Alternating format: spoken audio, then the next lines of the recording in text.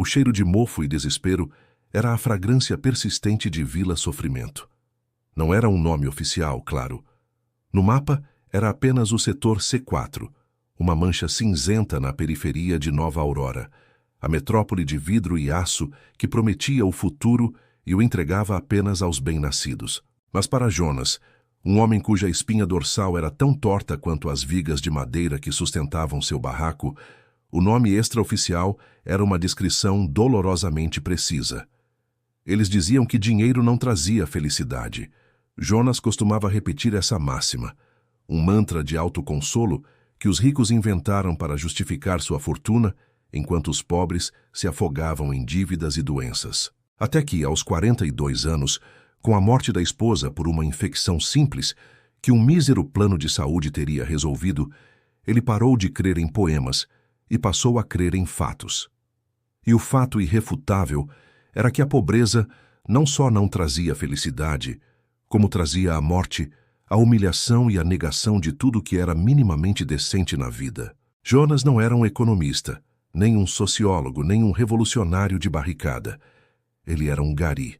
Seus dias eram passados esfregando o chão que os ricos pisavam, coletando o lixo que eles descartavam sem pensar duas vezes. E, ironicamente, esse lixo era muitas vezes mais nutritivo do que as refeições que ele conseguia bancar. Um dia no aterro sanitário que ficava na divisa de Vila Sofrimento, com os pomposos condomínios de Nova Aurora, uma fronteira marcada por um muro de concreto de 10 metros de altura e arame farpado, Jonas encontrou algo que mudaria a geometria de sua vida e eventualmente a de toda a cidade. Não foi um baú de ouro, nem um bilhete premiado de loteria. Foi uma caixa preta, uma caixa de metal fosco, sem marcas ou parafusos visíveis, perfeitamente hermética.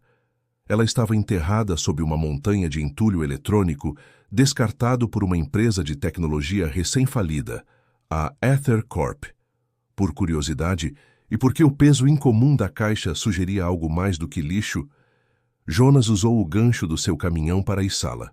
Ele a levou para o barraco, escondeu-a sob o colchão de palha e durante 3 noites tentou abri-la com todas as ferramentas rudimentares que possuía. Em vão. A caixa era impenetrável. Na 4ª noite, exausto, ele a jogou contra a parede em um acesso de raiva impotente, e foi então que o impensável aconteceu.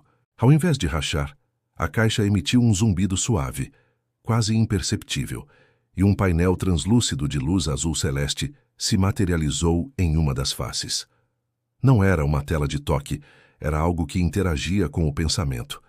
E a primeira mensagem que Jonas decifrou da interface, que parecia se comunicar através de ondas cerebrais, não foi um código ou um manual. Foi um saldo bancário. Saldo 9.873, 451.288, 9 bilhões. 873 milhões, 451 mil, R$ 200,88. Jonas, o gari que vivia com menos de um salário mínimo, estava olhando para uma fortuna que poderia comprar Nova Aurora e ainda sobrar troco. A caixa não era um cofre. Era um token de acesso para um dos maiores fundos de capital de risco da Ether Corp, esquecido ou propositalmente escondido e, de alguma forma, vinculado ao seu toque. A interface mental, com o tempo, revelou mais. A quantia estava em uma conta offshore, intocável por impostos imediatos ou bloqueios judiciais simples, e o token permitia transferências limitadas, mas maciças, de forma anônima. O pânico inicial logo deu lugar a uma clareza fria. A morte de sua esposa não foi a única tragédia. A cada semana, uma criança em Vila Sofrimento morria de desnutrição. Um idoso era despejado por não pagar o aluguel ínfimo, e jovens talentosos eram sugados pelo crime porque não havia biblioteca escola decente ou sequer uma calçada para andar. Eles eram ignorados. Naquela noite, Jonas teve uma epifania. Não era sobre comprar a felicidade. Era sobre comprar a ausência de miséria, o que era quase a mesma coisa. Ele não usaria o dinheiro para se mudar para uma cobertura ou comprar um carro de luxo. Ele usaria o dinheiro para provar que a pobreza não é um estado de espírito, mas uma falha sistêmica que podia ser corrigida com a única linguagem que a sociedade capitalista entendia: o capital. A sua primeira transferência foi um teste, apenas $100.000. Fez a transferência para uma conta bancária recém-criada em nome de uma ONG fantasma que ele chamou de O Projeto Limpeza. O dinheiro chegou em segundos, sem rastros. Era real. O poder que ele segurava nas mãos, ou melhor, na mente, era assustador, mas também libertador. A partir desse momento, Jonas não era mais um gari. Ele era um arquiteto silencioso do caos financeiro, e esperava ele da redenção social. Seu gancho não era a riqueza em si, mas a pergunta moral. Se você tivesse o poder de erradicar a miséria de uma comunidade inteira, mas tivesse que quebrar todas as regras do sistema que a criou, você faria? E a resposta de Jonas, enquanto olhava para as luzes frias e indiferentes de Nova Aurora, do outro lado do muro, era um retumbante e perigoso: sim. A primeira fase da missão de Jonas, que ele carinhosamente apelidou de Operação Gari de Ouro, exigia invisibilidade e precisão cirúrgica. Ele sabia que um despejo maciço de dinheiro em Vila Sofrimento atrairia imediatamente a atenção do fisco, da Polícia Federal e, pior, dos criminosos locais. A mudança tinha que ser gradual, orgânica e, acima de tudo, sustentável. Ele tinha o dinheiro para comprar tudo, mas o objetivo não era sustentar a vila, e sim dar a ela as ferramentas para sustentar a si mesma, de forma digna. O Projeto Limpeza não era uma ONG no sentido tradicional. Era um trust anônimo, operado digitalmente por Jonas, que agia como um capitalista social radical. Sua primeira área de foco foi a infraestrutura básica. Em Vila Sofrimento, a falta de saneamento básico era a principal causa de doença. Usando a caixa preta, Jonas transferiu $5 milhões, divididos em parcelas pequenas, para diversas contas bancárias que pareciam pertencer a pequenas empreiteiras de construção de médio porte em estados distantes.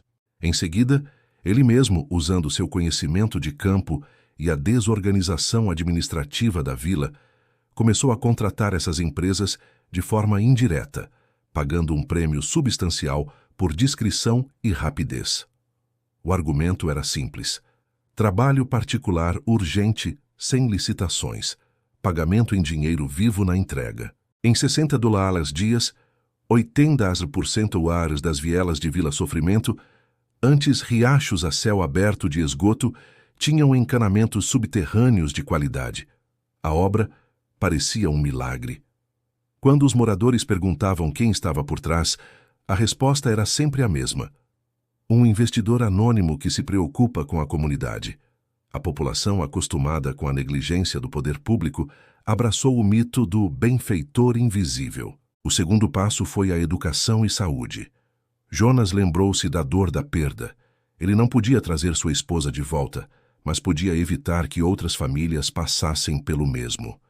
Ele identificou a única farmácia comunitária do local, que operava à beira da falência, e a única biblioteca improvisada que consistia em $100 livros mofados. Em uma jogada ousada, ele usou o dinheiro para comprar um pequeno e discreto prédio adjacente à vila, do outro lado do muro.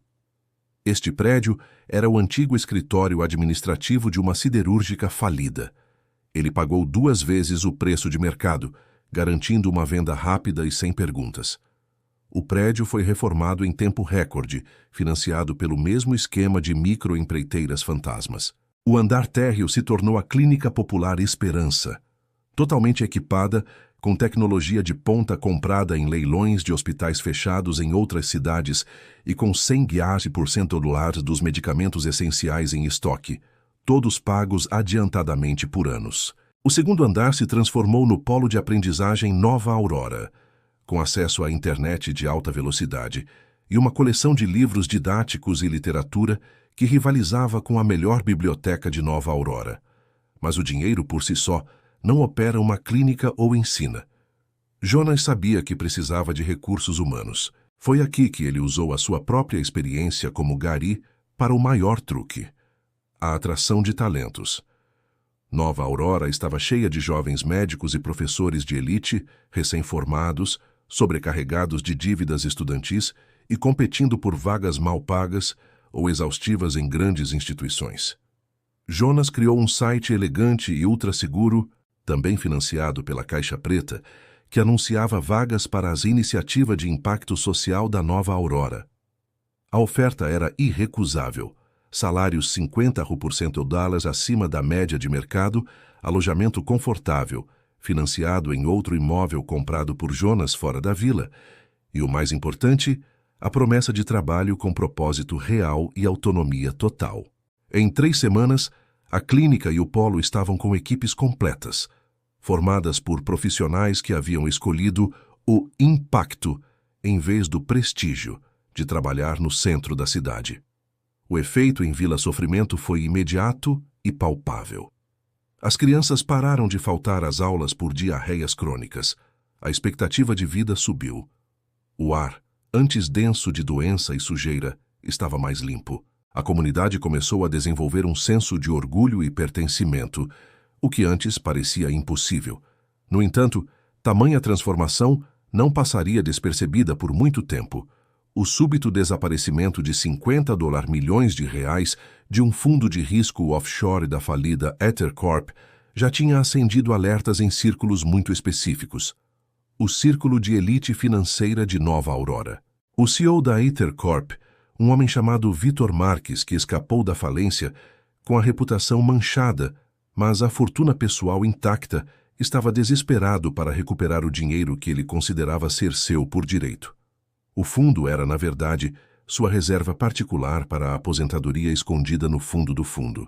Marques contratou um detetive particular de alto nível, especializado em crimes financeiros e rastreamento de fundos offshore, um ex-agente do FBI, frio e implacável, chamado Elias Vance.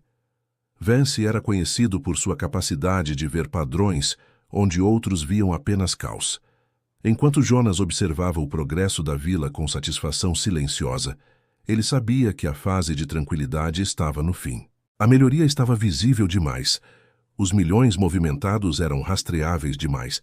O dinheiro que ele usava como uma ferramenta de libertação agora se tornava um ímã perigoso. Ele havia plantado a semente da redenção, mas o solo estava prestes a ser revirado por forças muito mais poderosas do que ele. Sua próxima jogada teria que ser a mais arriscada. Não apenas consertar a vila, mas desafiar o sistema de Nova Aurora que a marginalizou, usando a própria economia como arma. Jonas estava ciente de que a infraestrutura e a saúde eram apenas a base. Para que Vila Sofrimento, agora carinhosamente rebatizada pelos seus moradores como Nova Esperança, sobrevivesse, ela precisava de algo que a metrópole vizinha sempre lhe negou: oportunidade econômica real. A maioria dos habitantes de Nova Esperança trabalhava em Nova Aurora, em subempregos mal remunerados, e todo o dinheiro ganho voltava para os cofres dos grandes bancos da cidade na forma de juros escorchantes e aluguéis abusivos. A pobreza não era a ausência de dinheiro, era a ausência de controlo sobre ele. A nova fase do Projeto Limpeza foi o estabelecimento do Fundo de Solidariedade Comunitário, FISC. Sem uma fachada física, o FSC operava como uma rede de microcrédito e investimento de risco dentro da comunidade, gerida por um sistema de blockchain rudimentar que Jonas desenvolveu, utilizando a capacidade computacional da Caixa Preta para garantir total anonimato e transparência interna para os moradores. Ele injetou mais $100 milhões, estrategicamente diluídos em múltiplas operações de câmbio digital antes de serem convertidos em moeda fiduciária. Os empréstimos do FSC eram de juro zero, destinados à criação de pequenos negócios.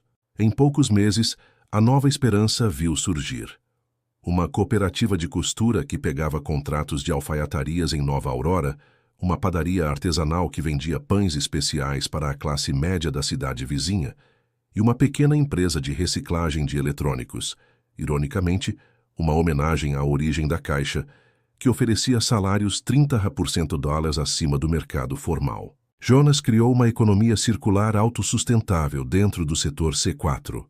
O dinheiro não saía, apenas circulava e multiplicava a dignidade. Do outro lado do muro, Em um escritório de luxo em Nova Aurora, Elias Vance, o detetive, desenhava o mapa do crime. O rastro financeiro era um paradoxo. Bilhões de um fundo secreto sendo drenados em pequenas, mas frequentes, transferências de milhões. A anomalia não era o desfalque, mas o padrão ético. O dinheiro não ia para contas pessoais em paraísos fiscais, ia para serviços reais, encanamentos, equipamentos médicos, livros e, agora, microcrédito. Isto não é um ladrão, rosnou Vance para Victor Marques, o ex-CEO impaciente durante uma reunião. Isto é um filantropo, um terrorista social. Ele está a usar o teu dinheiro para criar um modelo de sociedade no teu quintal. Vance rastreou as grandes compras de imóveis e as ligou a uma única zona, setor C4, a Vila Sofrimento. A coincidência era impossível de ignorar. O dinheiro que desapareceu da Ether Corp estava a ser usado para construir um oásis de prosperidade no lugar mais miserável da cidade. A compra do antigo escritório da siderúrgica, o núcleo da Clínica Esperança, foi a sua primeira localização física. Vance decidiu visitar o local disfarçado de investidor imobiliário. A sua primeira impressão foi de choque. Ele esperava um barraco, um acampamento, uma favela típica. Em vez disso, encontrou ruas pavimentadas, graças aos canos subterrâneos, crianças a brincar em parques com iluminação solar, outro investimento silencioso de Jonas, e no centro, a Clínica Esperança, reluzente e eficiente. Não havia miséria, havia ordem e propósito. O detetive percebeu que o operador do dinheiro não estava a roubar para acumular, mas para redistribuir e construir. O inimigo não era ganancioso, era ideológico. Enquanto Vance inspecionava a clínica, Jonas, na sua rotina de gari, estava a limpar as ruas a poucos metros de distância. Ele viu o homem alto, bem vestido, com o olhar de predador de quem procura algo que não devia estar ali. A intuição de Jonas gritou: perigo. Ele tinha de afastar o rastreador do dinheiro da sua verdadeira identidade. A caixa preta, que era o seu poder, era também o seu maior ponto fraco. Ele acelerou a sua rotina de limpeza, apressando-se em direção ao aterro, onde a caixa estava escondida debaixo do seu barraco. A próxima fase exigia não só mais investimento, mas uma cortina de fumo massiva para confundir o detetive e o sistema de Nova Aurora. Ele tinha que forçar o sistema a reconhecer Nova Esperança, não como uma caridade, mas como uma força econômica a ser levada a sério. O seu próximo passo envolveria mexer nos pilares do poder de Nova Aurora, o mercado imobiliário e a política. O uso ético do dinheiro sujo estava prestes a passar pelo seu teste mais difícil, a tentação de se tornar um ditador benévolo em vez de um facilitador. A presença de Elias Vance na Nova Esperança era um aviso de que a discrição havia acabado. Jonas precisava de uma estratégia de defesa que não o comprometesse e que, ao mesmo tempo, solidificasse as conquistas da comunidade. Sua resposta foi elevar o jogo, atacar o cerne da desigualdade em Nova Aurora, o monopólio imobiliário. A grande construtora Aurora Skyline, controlada por um consórcio de investidores que incluía amigos de Victor Marques, detinha a quase totalidade dos terrenos desocupados próximos ao centro, mantendo-os vazios para inflacionar artificialmente o preço dos aluguéis e forçar os mais pobres a viverem em condições precárias. Jonas usou a caixa preta para orquestrar uma série de movimentos financeiros complexos. Ele criou uma teia de empresas de fachada em diferentes países, todas controladas pelo Projeto Limpeza, e começou a comprar de forma pulverizada e anônima ações e títulos de dívida da Aurora Skyline. O objetivo não era uma compra hostil imediata, mas uma infiltração sutil para ter voz nas decisões, e principalmente obrigar a construtora a liberar terras para a habitação acessível. Ao mesmo tempo, ele lançou sua jogada mais audaciosa na própria Nova Esperança. O plano de propriedade comunitária. Jonas transferiu mais $200 milhões desta vez para a compra dos próprios barracos e terrenos onde as famílias da Nova Esperança viviam. Muitos desses terrenos eram de propriedade nebulosa ou de especuladores de aluguel. Usando uma equipa de advogados sociais dispostos a trabalhar pela causa e pagos generosamente pelo Fundo de Solidariedade Comunitário, Jonas conseguiu obter as escrituras em nome do FSC, transformando cada família de locatária em coproprietária da terra. O documento final que ele distribuiu dizia: a partir de hoje, a sua casa é a sua segurança. O aluguel foi pago para a vida toda. A mudança foi mais do que econômica, foi psicológica. Os moradores, agora proprietários, começaram a investir o seu próprio tempo e trabalho na melhoria das suas habitações, transformando o que eram barracos em casas modestas, mas dignas. O senso de permanência erradicou o medo e a instabilidade, essenciais para o florescimento de uma comunidade. Enquanto a nova esperança florescia, Elias Vance estava cada vez mais perto de Jonas. A análise do fluxo financeiro o levou à origem do dinheiro, o antigo fundo da Ether Corp. Vance deduziu que o terrorista social era alguém com acesso à caixa preta. Provavelmente alguém que trabalhava na empresa falida ou, mais intrigante, alguém com acesso ao lixo da empresa. Vance voltou à Nova Esperança e concentrou a sua investigação nos empregados de serviços municipais que haviam limpado o aterro no período da falência. Foi aí que o nome de Jonas Silva, o gari discreto que de repente desapareceu da sua rota de limpeza habitual, saltou nos registros. O detetive notou que Jonas havia pedido uma licença médica remunerada, paga com fundos do seu antigo patrão, o que era a única parte da sua vida que ele não mudara para manter a fachada, coincidindo com o pico das primeiras grandes transferências. O gari de ouro, murmurou Vance, impressionado pela ironia. O homem que limpava o lixo dos ricos estava a usar o lixo deles para limpar a sociedade. Vance rastreou Jonas até o seu barraco, agora uma casa bem cuidada, mas ainda humilde. Ele o encontrou não a contar dinheiro, mas a ensinar crianças a usar o computador. A confrontação não foi explosiva, foi silenciosa e tensa. Vance sentou-se na pequena mesa de madeira, observando Jonas. Eu sou Elias Vance, trabalho para Vitor Marques. Eu sei quem você é, Jonas, e sei o que você está a fazer com o dinheiro dele. Jonas não negou. Olhou para Vance com a calma de um homem que não tinha mais nada a perder, exceto a sua causa. O dinheiro não é dele, Sr. Vance. O dinheiro é do sistema que ele usou para acumular o que não precisava e roubar o que era dos outros. Eu só o estou a redirecionar para quem realmente o merece. Dinheiro não traz felicidade, mas a miséria rouba a alma. Eu estou a devolver almas. Vance, um homem cínico, sentiu uma ponta de dúvida. Ele viu o impacto real do dinheiro, a risada das crianças, a clínica em pleno funcionamento, a dignidade nos olhos dos moradores. Ele viu que Jonas não era um criminoso comum. Ele era um agente de transformação. Você pode ter sucesso aqui, Jonas, disse Vance, apontando para a Nova Esperança. Mas Nova Aurora não vai deixar. O sistema vai te esmagar. E o que você vai fazer quando eles vierem atrás de você e levarem tudo isso embora? Jonas sorriu, um sorriso cansado, mas firme. Eu usei o dinheiro para construir bases que não dependem do meu dinheiro. Eu usei-o para construir capital humano. E para me defender, eu vou fazer algo que o Sr. Marques e a elite de Nova Aurora nunca esperariam. Eu vou comprar uma parte deles. A última grande jogada de Jonas seria a política e a economia em grande escala, expondo a podridão da Aurora Skyline.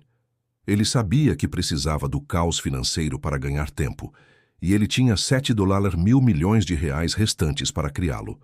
Jonas sabia que a presença de Vance representava um risco triplo.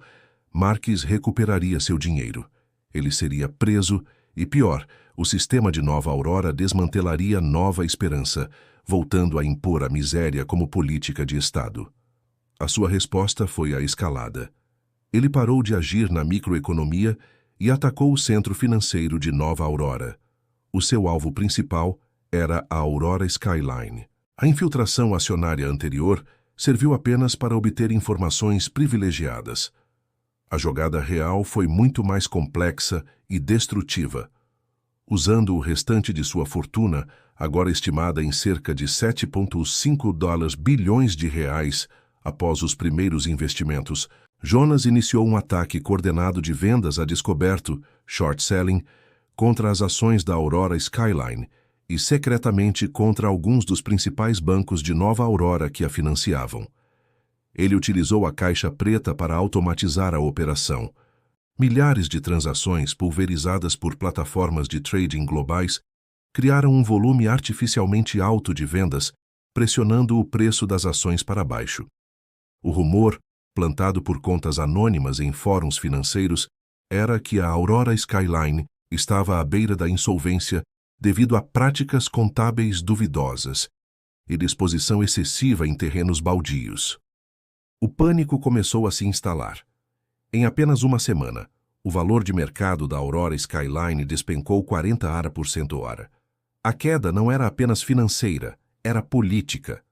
Os vereadores e juízes de Nova Aurora, que tinham seus portfólios recheados de ações da construtora, viram suas fortunas evaporar. A elite sentiu a dor da instabilidade. O caos financeiro era a cortina de fumaça perfeita. Enquanto Nova Aurora se afogava em pânico, Elias Vance ficou na Nova Esperança.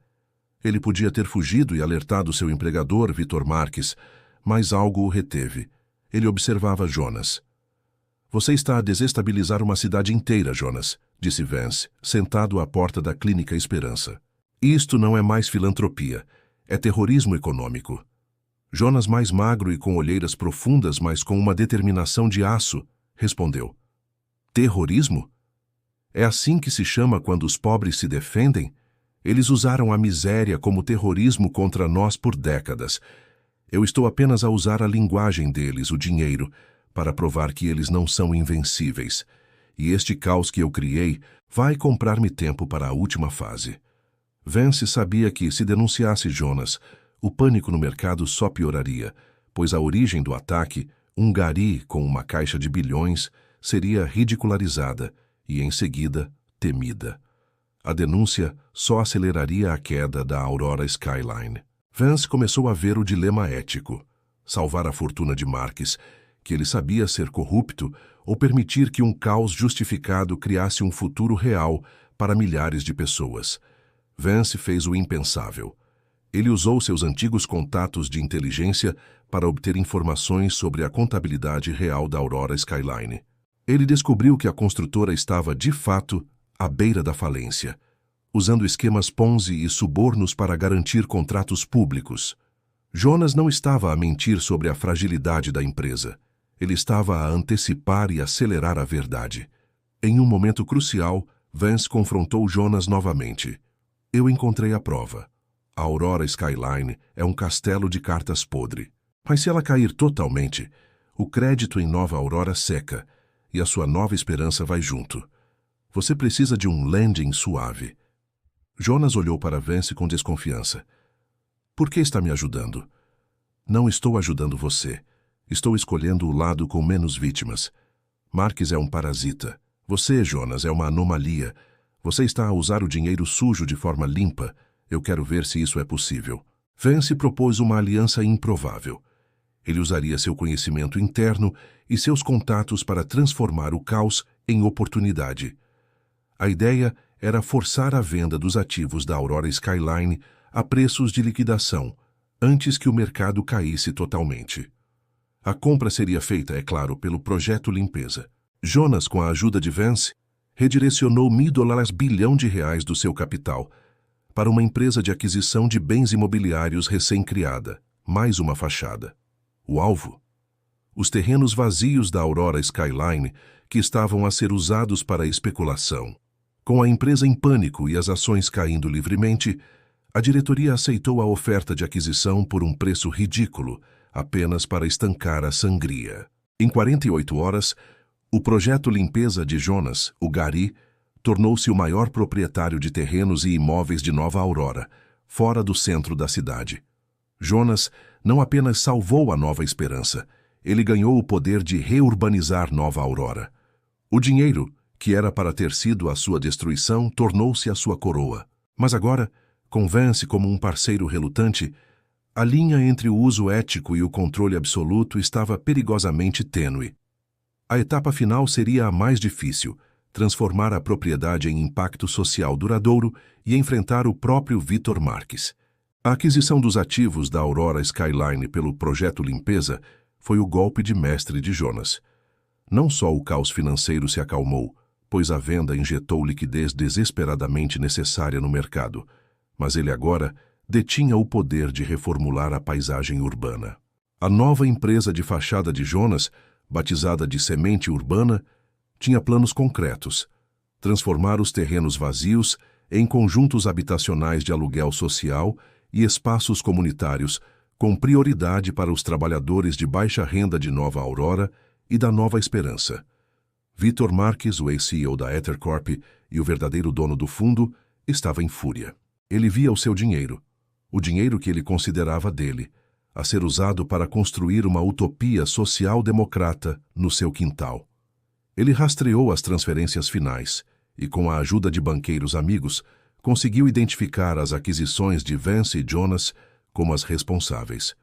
Marques percebeu que Vance o havia traído. Marques não podia atacar Jonas publicamente. Como o dinheiro era de um fundo offshore altamente secreto, ele seria forçado a admitir evasão fiscal e ocultação de bens, o que o levaria à prisão. Sua única opção era o confronto privado. Ele conseguiu localizar Jonas através da vigilância de Vance. O encontro ocorreu na clínica Esperança, o coração da Nova Esperança. Marques, vestindo um terno caro e emanando indignação, olhou para Jonas, que estava com as mãos sujas de cimento após supervisionar a fundação de um novo centro de formação profissional. "Você é um ladrão, um parasita", cuspiu Marques apontando o dedo. "Você pegou o meu dinheiro, o que eu trabalhei para acumular, e usou para brincar de Robin Hood em um buraco de lixo." Jonas limpou as mãos em um pano, olhando para Marques com uma calma que contrastava com a sua antiga submissão. "Você trabalhou, Sr. Marques? Ou você enganou? Sua empresa, a EtherCorp, faliu por ganância, deixando milhares desempregados. O dinheiro que você chama de seu é, na verdade, capital desviado de investidores e, indiretamente, o custo social do seu fracasso. Eu o chamo de capital de compensação." "Eu quero o meu dinheiro de volta", exigiu Marques. "Eu denuncio você. Você vai para a cadeia por fraude e eu recupero o que sobrou." "Se você me denunciar, Sr. Marques", respondeu Jonas com um sorriso triste, "você denuncia a si mesmo. E há um detalhe: a maior parte da fortuna já não existe como dinheiro. Ela existe como propriedade comunitária, como esta clínica, como as casas da Nova Esperança, como os terrenos de Nova Aurora que serão habitação acessível. Você teria que despejar milhares de pessoas e derrubar uma clínica em funcionamento para reaver o seu dinheiro. Você está disposto a se tornar o inimigo público número 1 do país?" Marques hesitou. O custo de recuperar o dinheiro era a sua própria ruína pública e possivelmente legal. Vance, que estava observando à distância, interveio. "O jogo acabou, Vitor. Jonas não está de acumular dinheiro. Ele está de acumular impacto. E esse tipo de impacto não pode ser arrestado ou penhorado sem um escândalo midiático de proporções bíblicas. As pessoas na Nova Esperança não o veem como um ladrão. Veem-no como o seu salvador." Jonas fez a sua proposta final, o seu uso mais ético e mais definitivo do dinheiro. "Eu vou te dar uma saída, Marques. Eu te dou $50 milhões de reais, 5% do que você perdeu em troca de você assinar um documento legal, transferindo o que resta do fundo offshore para o meu trust, o Projeto Limpeza, e prometendo silêncio absoluto. Você limpa sua ficha pública com esse dinheiro e eu mantenho o meu trabalho." Marques, humilhado, mas pragmático, aceitou. Ele salvava sua reputação e parte de sua liquidez, em troca de renunciar a um dinheiro que ele já não podia tocar. O acordo foi selado. O capital sujo foi legitimamente transferido para o propósito social. O dinheiro, que começou como um roubo, terminou como uma doação forçada ao bem público. Jonas olhou para Vance. "Você me ajudou a cruzar a linha da moralidade por um bem maior. Agora você vai me ajudar a gerir as consequências? Eu tenho $500 milhões de reais de capital de giro e metade dos terrenos de Nova Aurora. Eu preciso de alguém que saiba de finanças, mas que saiba o valor de uma vida digna." Vance, O ex-agente frio olhou para a efervescência da nova esperança e para a calma de Jonas. Eu comecei isto a caçar um criminoso, disse Vance. Vou terminar a trabalhar para um, mas não por dinheiro, Jonas. Pela chance de ver se o dinheiro, quando usado sem ganância, pode realmente ser a ferramenta de felicidade que a pobreza nunca será. A pobreza em Nova Esperança tinha sido erradicada. Agora, o desafio era garantir que a prosperidade se espalhasse de forma ética por toda a Nova Aurora. O foco passava do roubo para a governança. O Gary estava prestes a se tornar o maior e mais influente investidor social do país, e Vance seria o seu inesperado braço direito. Com Vitor Marques silenciado e o capital remanescente legitimamente consolidado sob o controle do Trust Projeto Limpeza, agora transformado em um fundo de impacto social sob a supervisão de Vance, Jonas enfrentou o desafio de sua nova realidade, o poder institucional. Ele não era mais apenas o salvador de Nova Esperança. Ele era um agente econômico que detinha o poder de influenciar o futuro de Nova Aurora. A Semente Urbana, a empresa de Jonas, Vance, começou a implementar seu plano para os vastos terrenos adquiridos da falida Aurora Skyline. O projeto não era simplesmente construir casas, mas sim bairros com propósito. Habitação acessível e mista.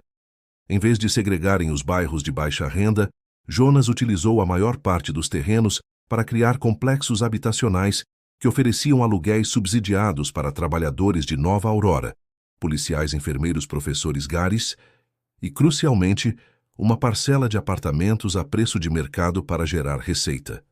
A ideia era que a mistura de classes sociais evitasse a estigmatização e garantisse a qualidade dos serviços públicos. Infraestrutura verde e sustentável. Todos os projetos de Semente Urbana incorporaram tecnologias que Jonas havia testado na Nova Esperança. Painéis solares para energia comum, sistemas de captação de água da chuva e compostagem. O objetivo era criar comunidades de custo de vida baixo e de baixo impacto ambiental, provando que a dignidade não precisava ser dispendiosa. A transformação não foi puramente benigna. A elite de Nova Aurora estava chocada e revoltada.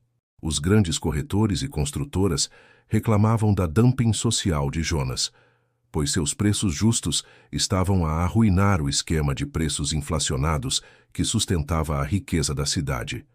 A classe política tentou intervir, revogando licenças e criando obstáculos burocráticos. Foi aqui que Vance provou ser inestimável. Usando sua experiência e seus contatos de inteligência, ele desvendava os esquemas de suborno e a corrupção por trás dos obstáculos. Em um movimento calculado, Jonas e Vance, por meio de um portal de jornalismo investigativo financiado secretamente, vazaram informações sobre a corrupção imobiliária. O escândalo resultante varreu a Câmara Municipal e levou à prisão de 2 vereadores-chave e do secretário de Urbanismo. Jonas, o Gary, havia se tornado o poder por trás do trono da política de Nova Aurora. Ele não se candidatava a nada, mas ditava a ética da cidade através do poder do dinheiro e da verdade. No entanto, com o poder veio a tentação do controle. Jonas começou a tomar decisões unilaterais, agindo como um ditador benevolente.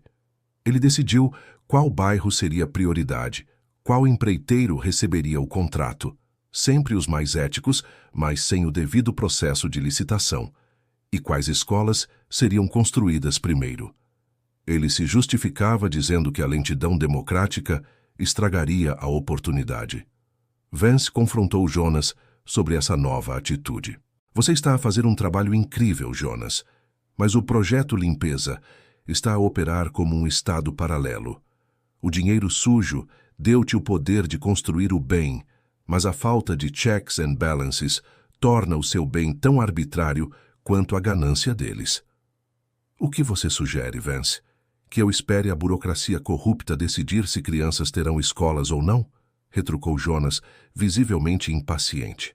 Eu sugiro que você use o dinheiro para criar instituições duradouras, não apenas bens duráveis. Você precisa passar o controle para a comunidade. Se você sair amanhã, este império de bondade desmorona Isso é ditadura, não impacto social. Jonas percebeu a profundidade da observação. A ética de seu dinheiro não estava apenas em sua origem ou no seu uso, mas na sua saída. Para garantir que o impacto fosse permanente, ele precisava desvincular o sucesso da comunidade de sua própria vontade. Ele tinha que usar seu dinheiro restante para legitimar e proteger o que havia construído. A sua próxima e crucial fase seria a criação de um modelo de governança comunitária para Nova Esperança, e os novos bairros e o uso de sua influência financeira para garantir a estabilidade política necessária para proteger o seu legado. Ele precisava de uma última jogada de $1.000 bilhão para comprar a segurança institucional da Nova Esperança. Jonas aceitou a crítica de Vance. A bondade ditatorial era insustentável. O objetivo nunca foi ser o rei de Nova Esperança, mas garantir que a comunidade pudesse ser autossuficiente e protegida contra futuras tentativas de marginalização por parte da elite de Nova Aurora. A solução de Jonas foi usar o que restava de seu capital de forma a blindar suas criações com leis e governança. Ele canalizou a maior parte dos fundos restantes, cerca de $1 bilhão para duas áreas: criação de fundos de dotação, Endowment Funds. Jonas criou um fundo de dotação perpétuo para a Clínica Esperança e outro para o Polo de Aprendizagem Nova Aurora. Este dinheiro foi investido de forma conservadora, com a receita de juros destinada a cobrir todos os custos operacionais das instituições para sempre. Legalmente, o dinheiro era intocável, garantindo que saúde e educação de qualidade seriam direitos permanentes independentemente das mudanças políticas. Influência política estratégica. Jonas não se candidatou, mas ele financiou pesadamente a campanha de um candidato à prefeitura de Nova Aurora, um jovem advogado social idealista e com histórico limpo que tinha como principal plataforma a reforma urbana e a integração social. O financiamento era transparente e legalizado, utilizando o trust de Jonas, agora público e auditado. O dinheiro de Jonas não comprava o candidato. Comprava a visibilidade e a infraestrutura necessária para que a sua mensagem de justiça social vencesse. Paralelamente, ele dedicou-se à estrutura de governança da Nova Esperança. Jonas convocou uma assembleia comunitária na praça recém-construída. Ele anunciou a criação do Conselho de Autogestão Comunitária, CAC. O conselho seria eleito democraticamente pelos próprios moradores e teria total controle sobre os bens da comunidade, clínica, polo, terrenos de habitação social e sobre os fundos de microcrédito. Jonas e Vance teriam apenas uma cadeira consultiva, sem poder de voto. O Gary subiu em um caixote de madeira e fez o seu último grande discurso como líder em conteste. Eu encontrei o dinheiro na lata de lixo. Não era meu, era do sistema. Usei-o para construir a dignidade que nos foi negada. Mas a dignidade não pode vir de um só homem, mesmo que tenha bilhões. Se eu for o único a decidir, eu sou o oposto da igualdade. A riqueza que construímos não é uma caridade. É o capital que lhes pertence por direito. Agora, o dinheiro está preso em fundações perpétuas e em propriedades comunitárias. Ele vai trabalhar para vocês para sempre. Mas o poder de decisão, a responsabilidade e o futuro são de vocês. O ato de Jonas de entregar o poder foi o uso mais radicalmente ético do seu dinheiro. Ele usou a fortuna para neutralizar as forças externas e, em seguida, retirou-se do controle para garantir a legitimidade e a longevidade do projeto. A eleição para prefeito foi um sucesso estrondoso. A campanha de integração social, financiada pelo Trust de Jonas, venceu, trazendo para o poder um político que via a Nova Esperança, agora oficialmente integrada como um novo bairro de Nova Aurora, com o nome Nova Esperança, não como um problema, mas como um modelo a ser expandido. Com a vitória política, o novo prefeito iniciou a aprovação de leis que davam ao CAC e a outras comunidades carentes o direito de autogestão e o apoio legal para os modelos de habitação social de Jonas. O legado do Gary estava agora protegido por lei. Jonas, com sua missão oficialmente completa, sentiu-se esgotado, mas realizado. Ele havia provado que o dinheiro, quando usado como catalisador de mudança estrutural e não como ferramenta de acumulação pessoal, poderia erradicar a pobreza e construir a felicidade institucional. Restava apenas um último e delicado detalhe: a caixa preta, a fonte de todo o seu poder e a prova do seu crime inicial, e o seu futuro pessoal. A nova esperança estava florescendo. As ruas de Nova Aurora, agora sem o muro de concreto que foi derrubado em uma cerimônia simbólica pelo novo prefeito, estavam mais seguras, mais limpas e, crucialmente, mais justas. A desigualdade, embora não erradicada, estava sendo ativamente combatida. A visão de Jonas tinha se tornado a nova política da cidade. No entanto, a existência da caixa preta e a origem do dinheiro continuavam a ser um segredo entre Jonas e Vance.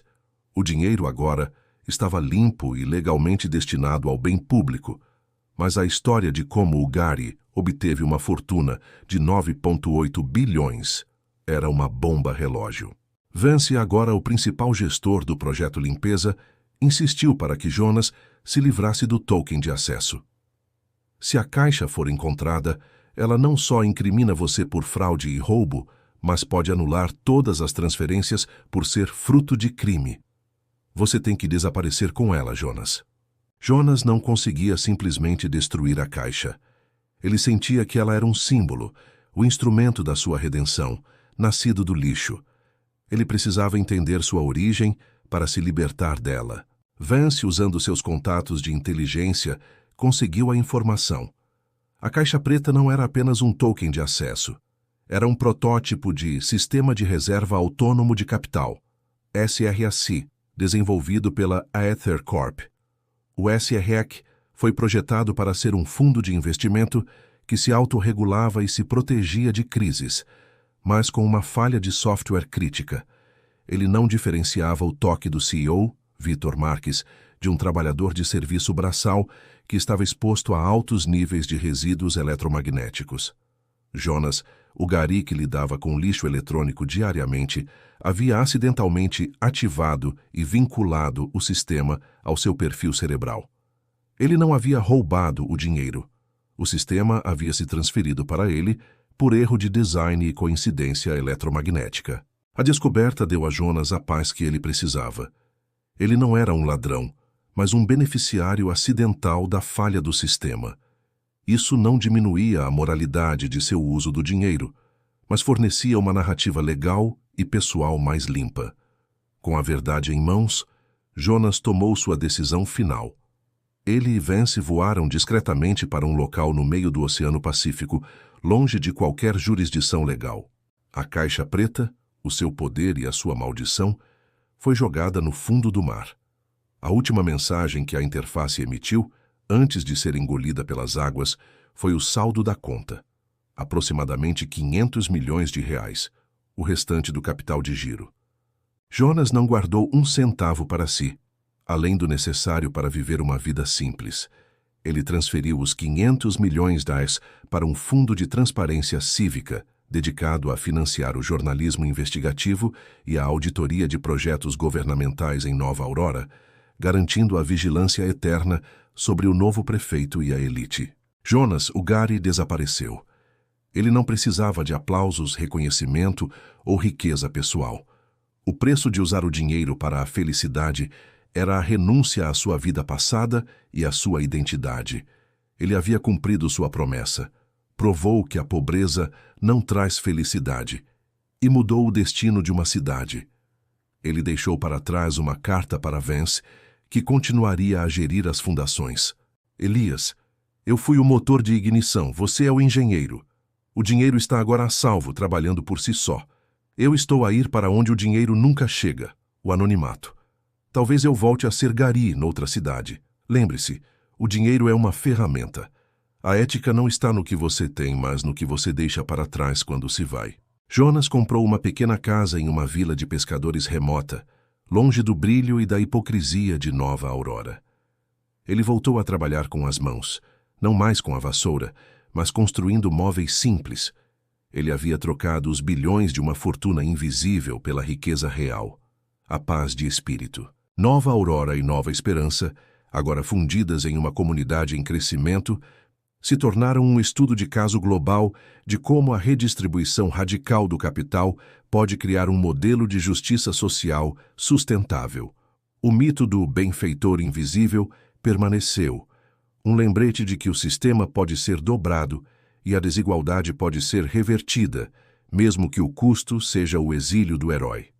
10 anos se passaram desde que Jonas, o Gari, desapareceu e se tornou uma lenda urbana em Nova Aurora.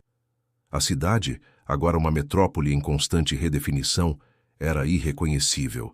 A Nova Esperança não era mais uma mancha, era um bairro vibrante, modelo de urbanismo e coesão social. As clínicas e escolas sustentadas pelos fundos de dotação perpétuos operavam com eficiência e excelência, atendendo a todos independentemente da renda. O Trust Projeto Limpeza, sob a gestão firme e ética de Elias Vance, tornou-se o maior e mais respeitado fundo de impacto social do país. Vance não apenas manteve o legado de Jonas, como o expandiu, usando a influência para financiar projetos de habitação social em outras cidades e pressionar por reformas políticas que taxassem a riqueza extrema para financiar serviços essenciais. Ele se tornou a personificação da ideia de que o capital pode ser um motor de justiça, não apenas de acumulação. A história da origem da transformação de Nova Aurora nunca se tornou pública em detalhes. A versão oficial, cuidadosamente mantida por Vance e o prefeito reformista, era a de que um investidor anônimo, sensibilizado pela desigualdade, legou sua fortuna a fundações comunitárias. Vitor Marques, o ex-CEO, nunca quebrou o seu silêncio, vivendo uma vida reclusa e amargurada, com o seu resgate de $50 milhões, para sempre assombrado pela perda dos bilhões que foram usados para o bem. O debate ético, porém, continuou. O dinheiro que construiu a Nova Esperança tinha uma origem ilícita, um fundo de evasão fiscal. Os críticos, principalmente os que perderam dinheiro com a queda da Aurora Skyline, argumentavam que o bem de Nova Esperança estava contaminado por um crime inicial. A resposta veio da própria Nova Esperança. Em uma conferência internacional de urbanismo sediada na cidade, uma das líderes do Conselho de Autogestão Comunitária, a ex-vizinha de Jonas, subiu ao palco. Eles dizem que nosso bairro é fruto de um crime. Sim. O crime foi a pobreza que nos impuseram por décadas. O dinheiro não nos tornou felizes. Ele comprou a liberdade de sermos infelizes ou felizes por nossas próprias razões. Ele nos deu a escolha. A única coisa que o Sr. Jonas nos tirou foi a humilhação. E esse dinheiro, usado para a justiça, foi limpo no momento em que salvou uma criança da doença ou deu um emprego digno a um pai. A verdadeira prova do legado de Jonas era a mudança de mentalidade. Em Nova Aurora, o sucesso não era mais medido apenas pelo saldo bancário individual, mas pela qualidade da vida comunitária. As novas gerações de empresários e políticos eram treinadas no polo de aprendizagem educadas, sob a ética de que o capital deve servir ao bem-estar coletivo. Jonas, vivendo sua vida anônima, nunca mais tocou em um centavo que viesse da caixa preta. Seu barraco na vila de pescadores era simples, mas estava cercado por uma horta que ele cuidava com dedicação. Um dia, ele recebeu uma carta de Vance enviada para seu endereço seguro. A carta continha uma única foto, a placa na entrada do antigo setor C4. O nome oficial era agora Bairro Jonas Silva. Vance havia escrito à mão no verso: "O dinheiro não traz felicidade, Jonas, mas a ausência de miséria permite que a felicidade seja construída. Você provou o ponto. Seu legado é a escolha que você deu a milhares." Jonas sorriu. Ele havia usado o dinheiro para comprar tempo, educação, saúde e, acima de tudo, poder para os impotentes. Ele havia provado que a pobreza é a verdadeira maldição e que o dinheiro, quando despojado da ganância e usado como uma ferramenta de redistribuição radical, pode ser o agente mais poderoso da justiça social. Ele pegou uma semente de pimenta-dedo de moça, plantou-a na terra e observou-a crescer. A única riqueza que lhe importava agora era a que ele podia colher com as próprias mãos. A sua história terminava não com uma fortuna, mas com uma fundação, a prova de que a ética do dinheiro reside inteiramente nas mãos de quem o usa e que a maior felicidade é a que é compartilhada.